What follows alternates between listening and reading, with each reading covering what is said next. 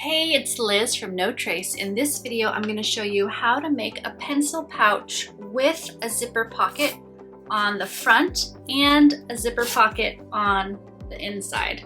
If you like making small pouches like this one, I have a free pattern in the description box below for another really cute pouch that is made with zero waste. So if you click in the description box below this video, go ahead and snag that free zero waste little pouch sewing pattern. This pouch actually sews up really fast. It's a great way to use some of your smaller pieces of fabric, and it makes a really sweet and thoughtful gift. So let's go.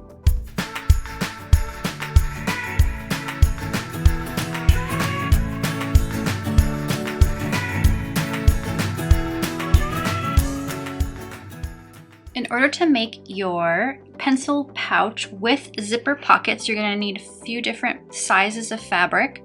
So the outer panels are 9 inches wide and 5 inches tall, and this pouch is for my daughter, and she picked 2 different fabrics, so this is going to be a double-sided pouch.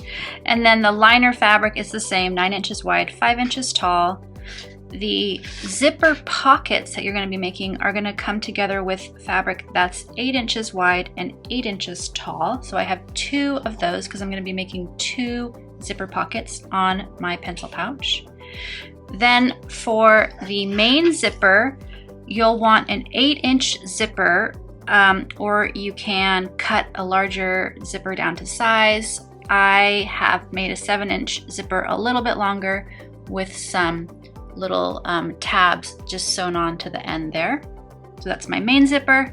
And then for the zipper pockets, these are 5-inch zippers, but you could also go a little smaller if you have a smaller zipper than that. I'm also going to be using a little bit of organic cotton batting to give the pouch a little bit more sturdiness. We're going to start with the pocket panel piece of fabric. This is 8 by 8 inches, and what we're going to do is we're going to draw out the location of where our zipper is going to go. So since we're using a 5-inch zipper, we want our opening to be 6 inches, and we also want our opening to be about 1.5 inches from this top edge. So my first step is to measure 1.5 inches from this top edge and draw a straight line on my pocket fabric. And we can just go all the way across the fabric, and you want to find some kind of marking pen that gives you pretty good lines on your fabric. I know this is a little hard to see, but there we have our first line, 1.5 inches from the top edge. Now we want to draw a second line that's 2 inches from the top edge. So again, I'm going to put my ruler at the top edge of my pocket fabric and draw a second line that's now 2 inches from the top edge. Okay, so you can see 2 lines. That's the beginning of our zipper pocket opening. Now, like I said, we want this to be a 6-inch opening because our zipper's 5 inches. So we need a little extra room on the sides for our opening. So the easiest way to do this is to find the center. So I like to fold it in half, find the center, and just do a little finger press. Okay, so that's going to mark out the center right here. And then we're going to count 3 inches from the center on both sides to get a nice centered 6-inch opening. So I'm going to go ahead and put my ruler pick a number to center on that center line and just count 3 inches over. So I put the 6 on the center line, so I'm going to count 7, 8, 9, so that's 3 inches in this direction, and put a line there. Same thing on this side, 6, 5, 4, 3, put a line at 3 inches. And now we have an opening that's 6 inches, okay? And we want a line that dissects right through the middle of this little rectangle that we've drawn out. So hopefully you can see that okay. So we're gonna draw another line that just goes right down the middle using our ruler. So about 1/4 inch from the top line. And just gently make another mark, okay? So now our box has a line down the center, and the last lines to draw are little triangles in these corners, because when we cut open this zipper pocket, we want these little triangles to fold open those edges. So we're going to just draw a triangle in that corner, and the same thing over here. We're going to draw a triangle in that corner. I know it's kind of hard to see, but we do have a center line also. So it should look like that. Now we're going to take this pocket fabric and we're going to line it up with the outer panel, because this pocket's going to be on the outer panel. And we want to line up our center line of our pocket fabric with the center line of our outer panel fabric. So I'm just going to do the same thing where I'm going to fold it over and do a finger press to create that center line. Okay. So now we have a crease for the center line, and we have a crease here for the center line, and we're going to line this up about 1/2 inch from the top edge so that the pocket's going to be pretty much in the middle of our pouch when it's all sewn up. So you could get your ruler out and just make sure it's going to be about 1/2 inch from the top edge, just like that. Next, you want to pin this fabric onto your outer panel of fabric, and go ahead and get a few pins in place. I do want to point out that this drawing is on the back side of your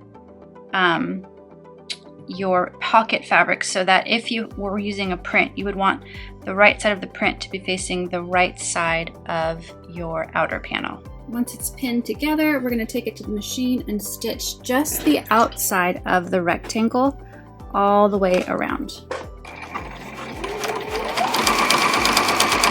So the fabrics are stitched together just on that rectangle, and next we're going to be cutting out that center line that we drew in the middle, not our stitches, but we're going to cut out a center line, and we're going to cut out these little triangles at the corner, which are a little hard to see. What I find easiest is just to fold it over in half and then just get scissors and just make one little cut right on that line, and then just open it up and then just carefully cut down the line towards the triangle, but don't cut all the way to the end of the rectangle. Just stop there, flip it and go the other way.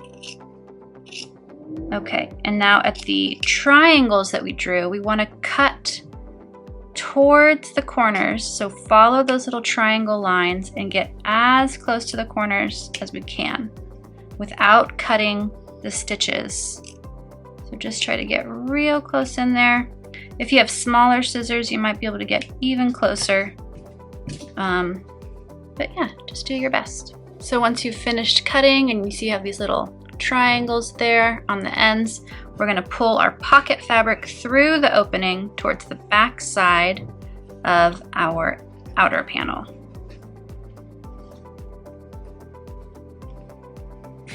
Okay, so you can see the opening starting to take shape here.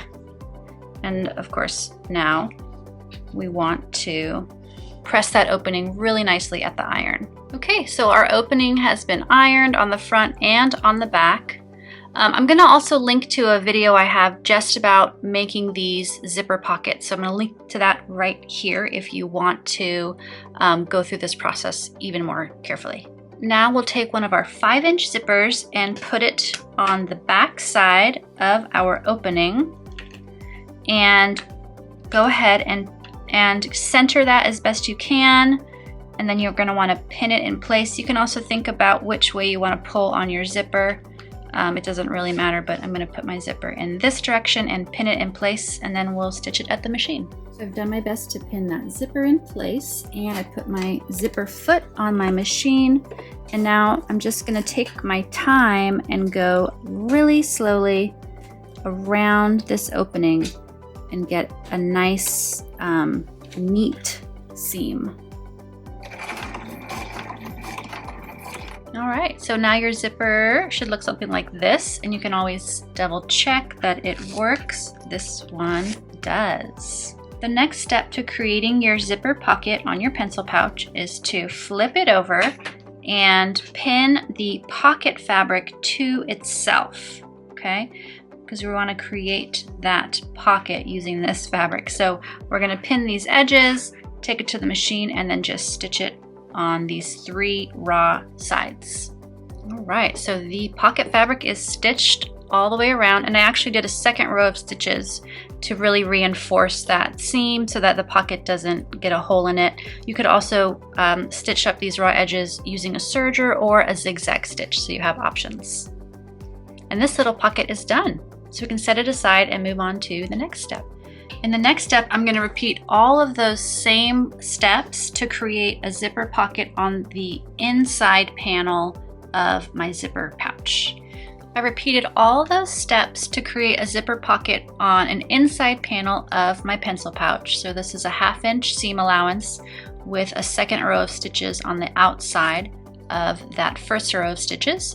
And I actually made my opening a little bit smaller than 6 inches this time because there's a little bit of, I just wanted to get a little bit closer to the zipper there. So this opening is slightly smaller than the first opening that I made. So now we're ready to assemble the pieces together.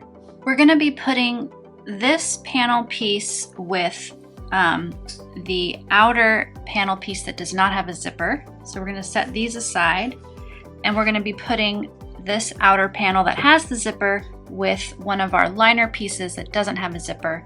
That just makes the bag lay a little more flat, a little less bulky.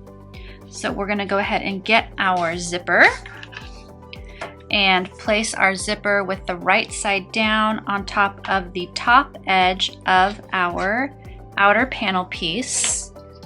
And you can decide if you want your zipper pull to be in the same going the same direction as this pocket. I am going to do that, and then the inside zipper pull is going to actually pull the opposite direction, but you could flip it around and do it the other way too. It doesn't really matter. So go ahead and line your zipper up with your edge, and then just get a few clips. I always use metal office binder clips because I try to avoid plastic whenever I can.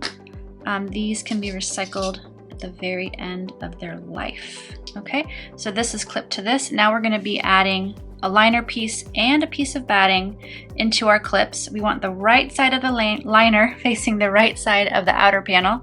This is a solid, so there's no right or wrong. But we are going to be getting this and the batting lined up on the edges and added into our clips. Okay, so these 3 pieces are clipped together and we are ready to sew at the machine. And you can keep your pocket out of this seam, so just sort of hold it to the side if it's in your way. And you are going to want to swap out for a zipper foot for this next step. Just get that in position there.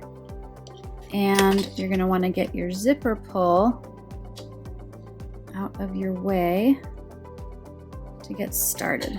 So I'm just going to pull that down a bit, and now we can start. We're using about a 1/4 inch seam allowance here. Make sure to back stitch. So once this row of stitches is done, I'm going to open up my panel, and I'm going to finger press this seam so that I can stitch the outer panel with a top stitch, and I have my inner panel pulled over to the side so that I'm only stitching my outer layer of fabric. So now it should look like that.